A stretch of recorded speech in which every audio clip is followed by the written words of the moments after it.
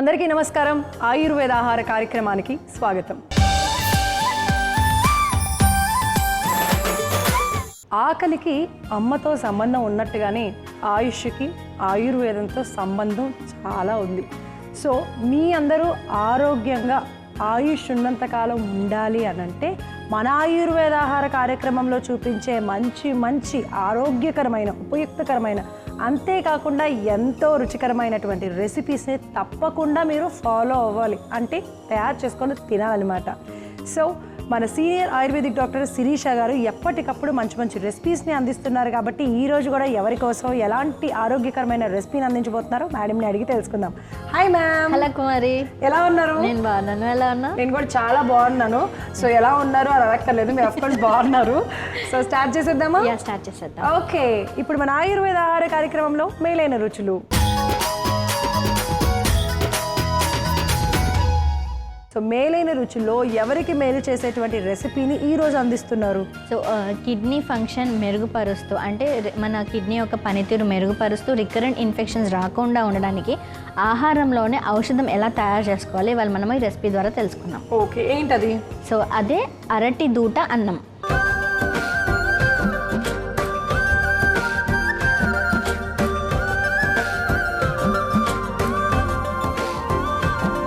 So విన్నారు కదా. So ఆహారం ద్వారా మన ఆయుష్ను కూడా పెంచుకోవచ్చు అని ఇందాక నేను అన్నట్లుగానే, అంటే ఆహారం ద్వారానే పెంచుకుంటాం బేసికల్లీ. ఏది పడితే తినేస్తే తరుగుతుంది. కాబట్టి ఇప్పుడు మనం అలా పెంపొందించుకునే ఆహారాన్ని తయారు చేసుకోబోతున్నాం, అరటి దూట అన్నం.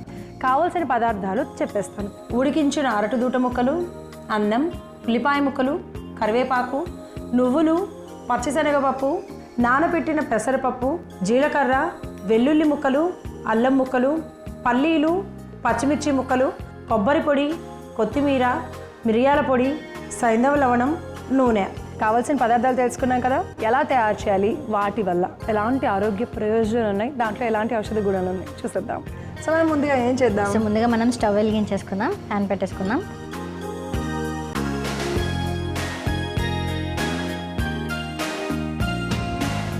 సో మనం ఇప్పుడు ఏం చేద్దామంటే కొన్ని డ్రై రోస్ట్ చేయడానికి ఉన్నాయన్నమాట. పల్లీలు, నువ్వులు, జీలకర్ర, ఓకే, పచ్చిమిర్చి. సో అయితే ఫస్ట్ పల్లీలు వేసేసుకుందాము. సో పల్లీలు కంప్లీట్గా ఒక కప్ వేసేయమంటారా? పల్లీలు ఇది కొద్దిగా వేగించుకుందాము, ఆ తర్వాత మిగతావన్నీ కూడా వేసుకుందాము.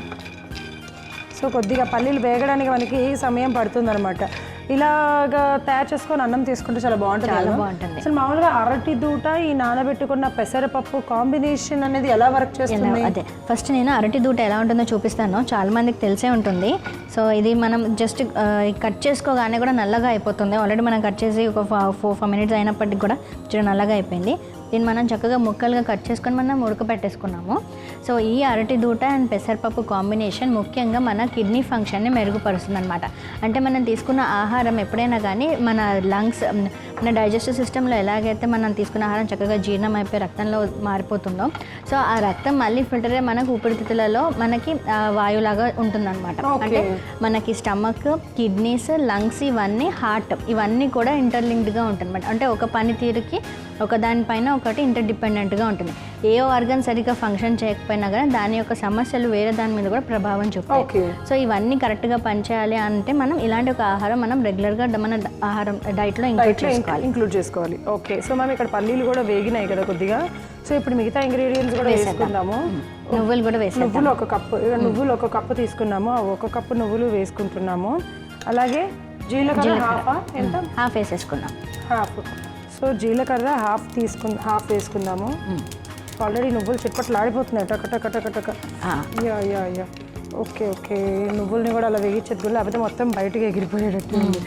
ఓకే, సో నువ్వులు, జీలకర్ర, పల్లీలు ఈ కాంబినేషన్ అనమాట. ఐ గెస్ చాలా అనుకుంటాను కదా.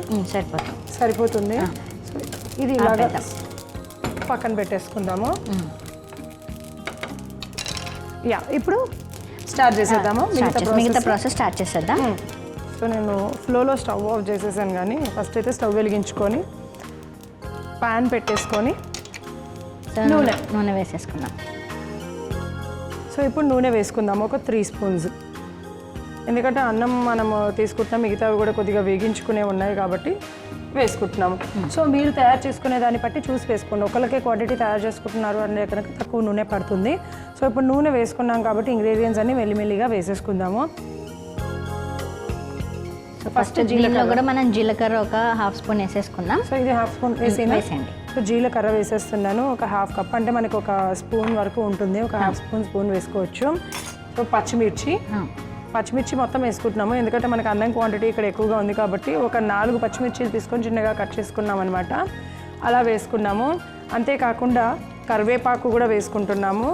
కరివేపాకు మొత్తం వేసేసుకుందాము. అలాగే అల్లం ముక్కలు కూడా మనం వేసేసుకుందాం, ఒక స్పూన్ ఉంటుంది. అల్లం ముక్కలు ఒక హాఫ్ కప్పు, వెల్లుల్లి ముక్కలు ఒక పావు కప్పు, అలాగే ఉల్లిపాయలు కూడా, ఉల్లిపాయ ముక్కలు ఒక హాఫ్ కప్పు. సో ఇవన్నీ వేసేసుకున్నాం కాబట్టి మంచిగా మనం ఒకసారి తిప్పేసుకున్నాము. ఓకే, ఇవన్నీ చక్కగా నూనెలో లైట్గా ఫ్రై అయ్యి ఆ నూనెకి మొత్తం పట్టేంత వరకు కూడా వేగించుకుందాం. సో ఈ లోపల మనం ఏం చేద్దామంటే ఇందాక డ్రై రోస్ట్ చేసుకున్నాం కదా, సో మిశ్రమాన్ని అంతా కూడా మనం చక్కగా పౌడర్ లాగా చేసేసుకుందాం. అవంతా అంటే పల్లీలు, నువ్వులు, జీలకర్ర డ్రై రోస్ట్ చేసుకున్నాం, నూనె లేకుండా వేగించుకున్నాం కాబట్టి అవన్నీ కూడా ఇప్పుడు మనము పేస్ట్ లాగా చేసేసుకుంటాము. పౌడర్ లాగా చేసుకుంటాం, ఎందుకంటే వాటర్ పోయాము కాబట్టి జస్ట్ పౌడర్ ఫామ్లో వస్తే సరిపోతుంది. సో ఇప్పుడు చక్కగా మనం దీన్ని గ్రైండ్ చేసేసుకుందాం. సో ఇప్పుడు మనం చక్కగా గ్రైండ్ చేసుకున్నటువంటి మిశ్రమం చూడండి పౌడర్ లాగా ఎంత చక్కగా వచ్చేసిందో. ఓకేనా, దీనిలో మనం పక్కకు పెట్టుకుందాం. ఈ లోపల మనం ఏం చేద్దామంటే ఇది కూడా వేగిపోయినాయి, ఉల్లిపాయలు చక్కగా అంతా కూడా నూనెకి మంచిగా పట్టింది. సో మనం నానబెట్టుకున్నటువంటి పెసరపప్పు ఉంది కదా, సో ఆ పెసరపప్పుని మొత్తం మనం సహా వేసేయాలి. సో ఎందుకంటే మనకి కొద్దిగానే వాటర్ ఉన్నాయి కాబట్టి ఈ లోపల ఉడకడానికి కూడా టైం తీసుకుంటుంది. వాటర్తో సహా వేస్తే మంచిగా ఉడుకుతుంది. పెసరపప్పు నానబెట్టుకున్న వాటరే వేస్తున్నాము మనము, అంతే, ఎక్కువ వేయట్లేదు. ఒకసారి అలా కలిపేసుకొని పెసరపప్పుని మంచిగా ఉడకబెట్టుకుందాం. ఎలా అయినా సరే 1 హోల్ నైట్ అంతా నానిన పప్పు కాబట్టి మనకు ఒక 5 మినిట్స్లో ఉడికిపోతుంది కదా, అది అంతవరకు వెయిట్ చేద్దామా? ఓకే, అంతవరకు వెయిట్ చేద్దాం. పెసరపప్పు ఉడికేంత వరకు వెయిట్ చేద్దాం అన్నాం కదా, సో చూద్దాం ఉడికిందో లేదో. మ్యామ్ చూస్తుంటే చెప్పేయచ్చు, చక్కగా ఉడికిపోయింది, మంచిగా ఉడికిపోయింది. సో ఇప్పుడు ముక్కలు వేసేసుకుందామా? మనం అరటి దూటని మంచిగా ముక్కలుగా కట్ చేసుకుని ఉడకబెట్టుకున్నాం కదా, ఇప్పుడు ఆ ముక్కలన్నీ కూడా వేసేసుకుందాం. ఓకే, ఒక ఫుల్ కప్పు అరటి దూట ముక్కలు వేసేసుకుందాం, ఉడకబెట్టిన అరటి దూట ముక్కలు.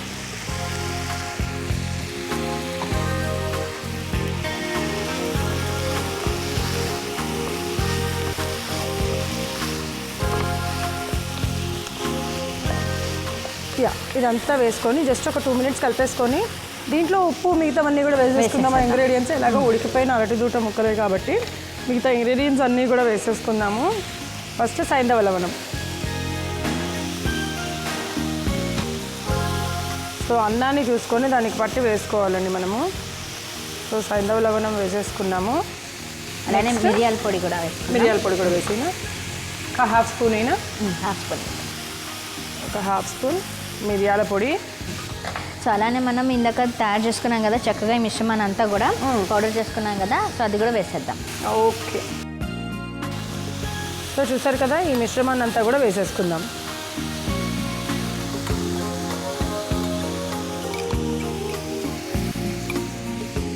అలాగే కొబ్బరి పొడి కూడా ఇప్పుడే వేసేద్దాం. అలాగే మనము ఒక హాఫ్ కప్పు కొబ్బరి పొడి తీసుకున్నాం అనమాట, అది కూడా వేసేసుకుందాం. ఇవన్నీ వేసేసుకొని మంచిగా కలుపుకోవాలి. సో ఫ్లేమ్ లోన పెట్టుకొని సిమ్లో పెట్టుకొని మనం మంచిగా కలిపేసుకోవాలి, లేకపోతే మళ్ళీ మాడిపోతాయి. సో పెసరపప్పు అరటి దూట కాంబినేషన్ అనమాట ఇది. అంటే ఇది high protein high fibre, fibre విపరీతంగా ఉంటుందన్నమాట. ఈ హై ఫైబర్ వల్ల మనకి కాన్స్టిపేషన్ కూడా మనకి చాలా వరకు రిలీవ్ అయిపోతుంది.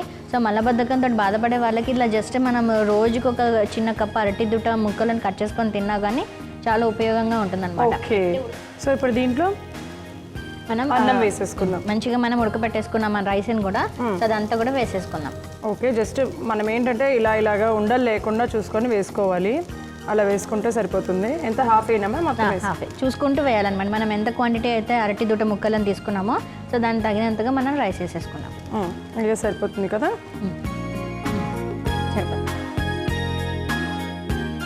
ఓకే, సో ఇవన్నీ వేసుకున్నాం కాబట్టి మొత్తం అంతా కూడా కలిసేలాగా కలుపుకుందాం.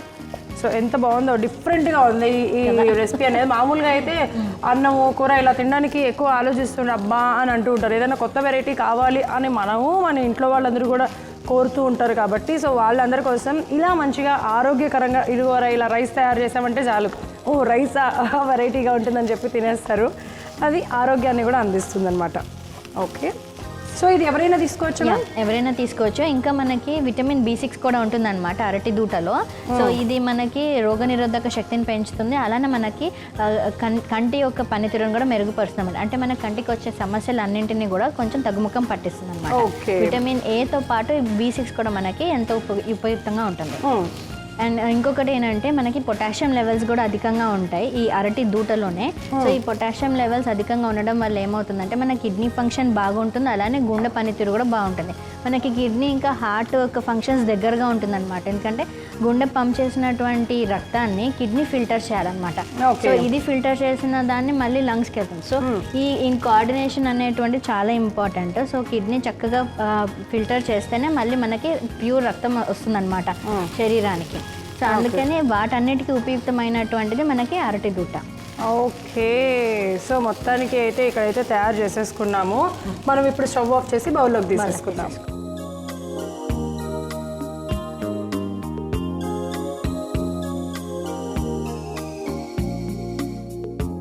సో ఇప్పుడు మనం కొంచెం కొత్తిమీర కూడా పైన వేసేసుకుందాం.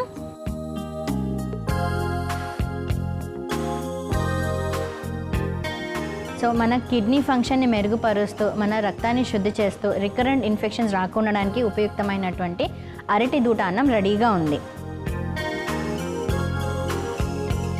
సో అంటే క్రియాటిన్ లెవెల్ ఎక్కువగా ఉన్న వాళ్ళు కూడా తీసుకోవచ్చు. ఓకే ఓకే, విన్నారు కదా, మనకేంటంటే అరటి దూట అన్నం అయితే తయారు చేసేసుకున్నాం. అబ్బా, కిడ్నీస్ ఫంక్షన్ సరిగ్గా లేని వాళ్ళకి చిన్న చిన్న ప్రాబ్లమ్స్ వస్తుంటాయి. ప్రాబ్లమ్స్ అలా వెళ్తే కిడ్నీ సరిగ్గా పనిచేయట్లేదనో లేకపోతే క్రియాటిన్ లెవెల్ ఎక్కువ ఉందనో ఇలాంటివన్నీ తెలుస్తూ ఉంటాయి. సో మీరు ఎక్కువ టెన్షన్ పడిపోకుండా ఇలాంటి పదార్థం తయారు చేసుకొని తీసుకున్నట్లయితే అప్పుడప్పుడు మీ డైట్లో ఇంక్లూడ్ చేసుకుంటే వాటి నుంచి బయటపడగలరు. సో మరి ఇది ఎలా ఉంది అనేది నేను ఒకసారి టేస్ట్ చేసి చెప్తాను.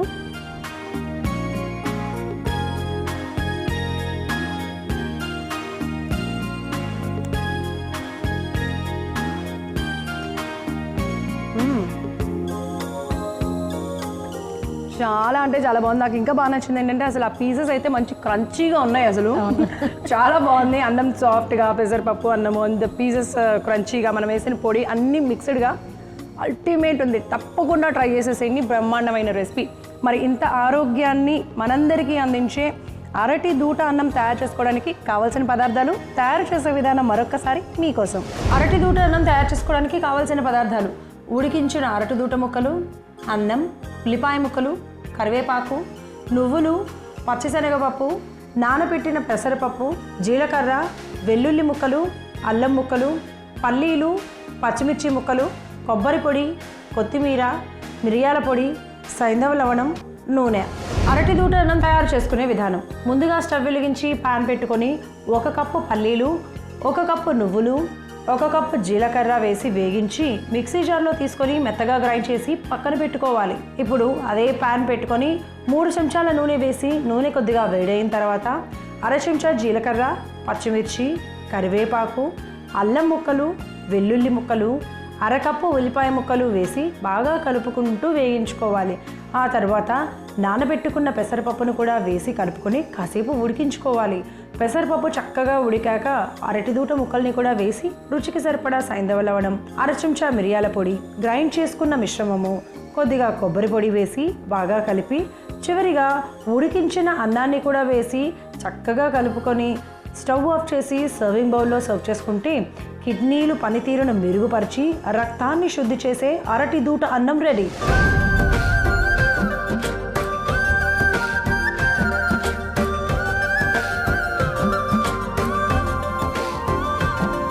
ఇప్పుడు మన ఆయుర్వేద ఆహార కార్యక్రమంలో ఆయుర్వేద చిట్కా.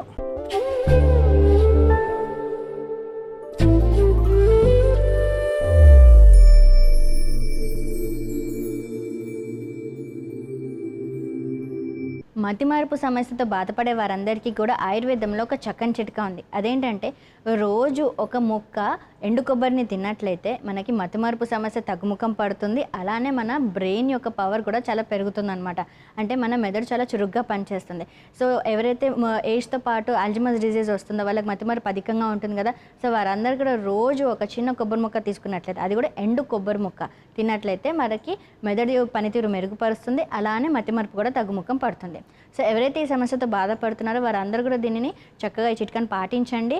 అట్లీస్ట్ ఒక నెల 15 రోజులు పాటించినట్లయితే మీరే ఆ రిజల్ట్ చూడొచ్చు. ఇప్పుడు మన ఆయుర్వేద ఆహార కార్యక్రమంలో సంజీవని. సో సంజీవనిలో ఎవరికి సంజీవని లాంటి ఔషధాన్ని అందిస్తున్నారు? సో లివర్ ఫెయిల్యూర్ అయిన వాళ్ళు, లేదంటే లివర్ యొక్క పనితీరు ఇంకా మెరుగుపరచడానికి ఉపయుక్తమైనటువంటి సంజీవని లాగా పనిచేసే ఒక ఔషధాన్ని మనం తయారు చేసుకోబోతున్నాం. ఏంటది? సో అదే వారాహ్యాది కషాయం.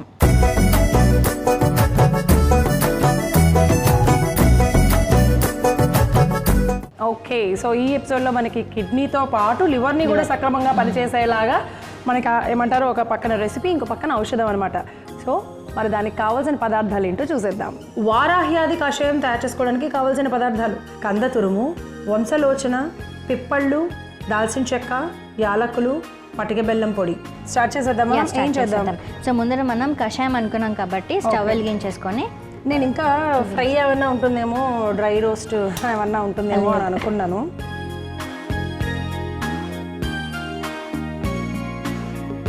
ఓకే, 1 గ్లాసు, 2 గ్లాసులు. సో వారాహి కంద అంటే మనం యూస్ చేసేది ఇక్కడ కందగడ్డ. సో కందగడ్డని మనం చక్కగా క్లీన్ చేసేసుకొని తురిమేసుకొని పెట్టుకున్నాము. సో ఇప్పుడు మనం దీన్ని వాడుకుంటున్నాం. ఓకే ఓకే, ఒక స్పూన్ వేసుకున్నాం. 1 స్పూన్ సరిపోతుంది. సో అలానే వంశలోచన అనమాట. వంశలోచన అంటే మనం బ్యాంబూ స్టిక్స్ అంటాం చూసారా. సో దాని యొక్క స్టెమ్స్ తీసుకున్నాం మనం ఇక్కడ, అంటే చిన్న చిన్న ముక్కలుగా కట్ చేసుకున్నాము. సో వీటిని కూడా మనం ఇప్పుడు కషాయంలో వేసేద్దాం. ఎన్ని? ఒక 3-4 వేసేద్దాం. ఏంటో స్టిక్స్, ఆశ్చర్యంగా ఉంది. ఫస్ట్ టైం చూస్తే భలే ఉన్నాయి. ఓకే, సో ఇలాచి ఒక 3 వేసేద్దాం. 3. అలానే పిప్పళ్ళు ఒక 4-5, అంటే 1 స్పూన్ తీసుకునే సరిపోతాయి. ఓకే, ఒక 4 వేస్తున్నాను. సో అలానే దాల్చిన చెక్క 1 వేస్తే సరిపోతాం. ఓకే, 1 చెక్క. సో అలానే గుడూచి అంటే తిప్పతీగ పౌడర్ దొరుకుతుంది. ఒకవేళ మీకు గుడూచి స్టెమ్ దొరికినా లేకపోతే లీవ్స్ దొరికినా ఏవైనా కూడా వేసుకోవచ్చు. మనం ఇక్కడ పౌడర్ వేసేసుకుంటున్నాం. ఎంత? 1 స్పూన్. ఇది 1 స్పూనే ఉంటుంది వేసేనా? సో మనకి గుడూచి. అది కొంచెం మంచిగా మరిగిన తర్వాత అప్పుడు లాస్ట్కి మనం శర్కర వేసుకుందాం. శర్కర అంటే పటిక బెల్లం కూడా లాస్ట్లో వేసేసుకుందాం. ఓకే, సో ఇప్పుడు ఇదంతా, ఇప్పుడు లివర్ ఫంక్షన్ సరిగా లేని వాళ్ళు ఎప్పుడు తీసుకోవాలి, ఎంత తీసుకోవాలి, ఎన్ని రోజులు, ఎలా? లివర్ ఫెయిల్యూర్ అయినప్పుడు మనకి ఎలాంటి లక్షణాలు కనిపిస్తాయంటే ఊరికనే నీరసంగా ఉండడము, రికరెంట్ ఇన్ఫెక్షన్స్ రావడం, అంటే కడుపులో నొప్పి రావడము, లేకపోతే మోషన్స్ అవ్వడం, వామిటింగ్స్ అవ్వడం, రికరెంట్ అంటే బాగా వెయిట్ లాస్ అయిపోవడము, ఇలా తరచుగా, అంటే మనం కొంచెం రికవర్ అవ్వగానే మళ్ళీ ఏదో ఒక ఇన్ఫెక్షన్ రావడం, మళ్ళీ మనం సుస్థ అయిపోవడం అనమాట. అంటే బాగా ఇన్ఫెక్షన్స్ గురై ఫీవర్ రావడం, ఇలాంటివన్నీ లక్షణాలు కనపడుతుంటాయి. ఇవి రికరెంట్గా వస్తున్నప్పుడు మనం ఒకసారి కొన్ని పరీక్షలు, అంటే లివర్కి సంబంధించిన పరీక్షలు, రక్తానికి సంబంధించిన పరీక్షలు చేసినప్పుడు మనకు అర్థమవుతుంది. లివర్ ఒకవేళ సైజ్ పెరగడం కానివ్వండి, దాని యొక్క ఫంక్షన్ సరిగ్గా లేకపోవడం, జాండీస్ రావడం కానివ్వండి, హెపటైటిస్, ఇలాంటి అనేక లక్షణాలు ఉంటాయి అనమాట. అంటే రీజన్స్ కూడా చాలాగానే ఉంటాయి. సో ఎప్పుడైతే మనకు బ్లడ్ ఇన్ఫెక్ట్ అయిందో అప్పుడు మనకి లివర్ సరిగ్గా పనిచేయట్లేదని అర్థమవుతుంది. సో దానివల్ల మనకి స్కిన్ ఇన్ఫెక్షన్స్ కూడా వస్తూ ఉంటాయి. సో ఇవన్నిటికీ మనకి లివర్ కరెక్ట్గా పనిచేస్తే ఇవన్నీ రావు. సో లివర్ కరెక్ట్గా పనిచేయాలంటే మనం తీసుకునే ఆహారం అండ్ మనకు మద్యపానం సేవించడం ఇవన్నీ కూడా కట్ డౌన్ చేయాలన్నమాట ఖచ్చితంగా. ఓకే, సో అందుకోసం అని చెప్పి మనం ఖచ్చితంగా తీసుకోవాలి. ఎంత క్వాంటిటీలో తీసుకోవాలి? సో ఇది మనం కనీసం అంటే డైలీ ఒక 10 to 20 ml ఖచ్చితంగా తీసుకోవాలి. తీసుకోవడం వల్ల ఏమవుతుందంటే మన లివర్ పనితీరు మెరుగుపరుస్తుంది, అలానే డైజెషన్ అంటే మన జీర్ణాశయ శక్తిని కూడా బాగుపరుస్తుంది. సో అప్పుడు లివర్కి డైజెషన్కి చాలా దగ్గర సంబంధం ఉందన్నమాట. మన బాడీలో ఏ ఆర్గన్ ఒకవేళ ఫెయిల్యూర్ అయినప్పటికీ కూడా లివర్ అనేటువంటిది స్టోరేజ్ లాగా ఉంటుంది, అంటే power house of the body అంటారు. మన శరీరంలో మిగతా అవయవాలు సరిగా పనిచేయనప్పటికీ కూడా లివర్ అనేటువంటిది సపోర్టివ్ ఆర్గన్ లాగా పనిచేస్తుంది. సో అది మనకి సపోర్ట్ ఇస్తుంది వేరే ఆర్గన్స్ బాగా పనిచేయడానికి. సో దాన్ని మనం కాపాడుకోవడం చాలా ఇంపార్టెంట్. అందుకనే మనం ఇలాంటి అనేక కషాయాలు తాగడము, తీసుకునే ఆహారంలో సరైన పద్ధతులు పాటించడం, జంక్ ఫుడ్ ఖచ్చితంగా బంద్ చేసేయాలి. అలానే ఆల్కహాల్ కన్సంప్షన్ మ్యాక్సిమం రెడ్యూస్ చేసి దాన్ని క్విట్ చేయాలన్నమాట. ఓకే, సో ఇప్పుడు ఇది అయిపోయినట్టు దీంట్లో ఇప్పుడు మనం పౌడర్. ఓకే, దీంట్లో 1 టీ స్పూన్ వేసేద్దాం. 1 స్పూన్ ఉంటుంది, అది వేసేద్దామా? ఓకే, సో ఒక చిన్ని కప్లో తీసుకున్నాం అనమాట. 1 స్పూన్ ఉంటుంది, అది వేసేసుకొని ఒకసారి కలిపేసుకున్నాము. లైక్ 20 ml తీసుకోవాలన్నారు కదా, ఎన్ని రోజులు? సో కనీసం అంటే ఒక 40 days తీసుకోవాలి. సో ఇలా 40 days తీసుకున్నట్లయితే మనకి అంటే జాండీస్ రికరెంట్గా వచ్చే వాళ్ళకి కూడా అది తగ్గిపోతుంది. లివర్ చాలా బాగా పనిచేస్తుంది. సో లివర్ హెల్తీగా ఉంటే గాల్ బ్లాడర్, సో దాని సరౌండింగ్ ఉన్న ఆర్గన్స్ అన్నీ కూడా ఇన్ఫెక్షన్ అవ్వకుండా, వాపు రాకుండా మనకి ఎంతో ఉపయుక్తంగా ఉంటుంది. ఓకే, సో స్టవ్ ఆఫ్ చేసేస్తున్నాను. లైక్ 20 ml 40 days తీసుకోవాలి, మార్నింగ్ పరగడుపున. అండ్ ఒకవేళ ఎవరైతే అంటే ఎక్కువగా ఆల్కహాల్ తీసుకోవడం వల్ల కొంచెం ఇప్పుడు నేను చెప్పిన లక్షణాలు ఏవైతే నీరసంగా ఉండడం, వెయిట్ లాస్ అయిపోవడము, డయేరియా అంటే రికరెంట్ మోషన్స్ అవ్వడము, వామిటింగ్స్ అవ్వడం, ఇలాంటి లక్షణాలు ఒకవేళ కనిపిస్తున్నప్పుడు అది లివర్ పాడవుతుంది అని తెలిసినప్పుడు కూడా మనం ఈ కషాయాన్ని స్టార్ట్ చేసేయచ్చు. సో వారానికి 2-3 సార్లు మనం తాగడం మొదలుపెట్టినట్లయితే లివర్ దాని పనితీరు బాగుంటుంది అన్నమాట. ఓకే, సో వడపోసేసుకుందాం మనం.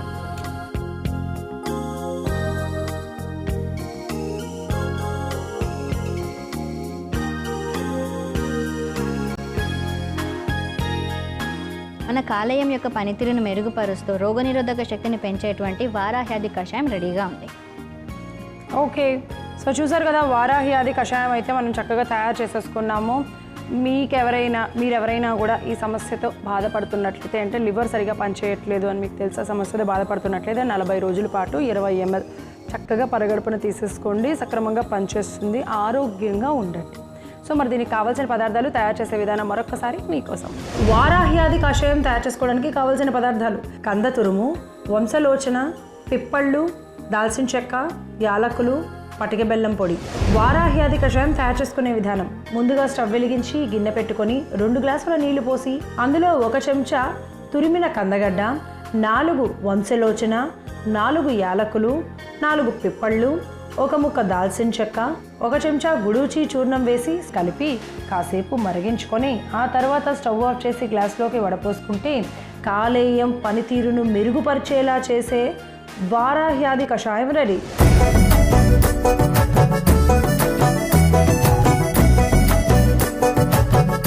Thank you very much ma'am, మంచి రెసిపీ అలాగే ఔషధాన్ని అందించినందుకు. Thank you Kumari. Yeah, so వచ్చే ఎపిసోడ్లో మరిన్ని ఔషధయుక్తమైన, ఆరోగ్యకరమైన, రుచికరమైన రెసిపీస్తో మేము మీ ముందుంటాం. అంతవరకు చూస్తూనే ఉండండి ఈటీవీ అభిరుచి. నమస్తే.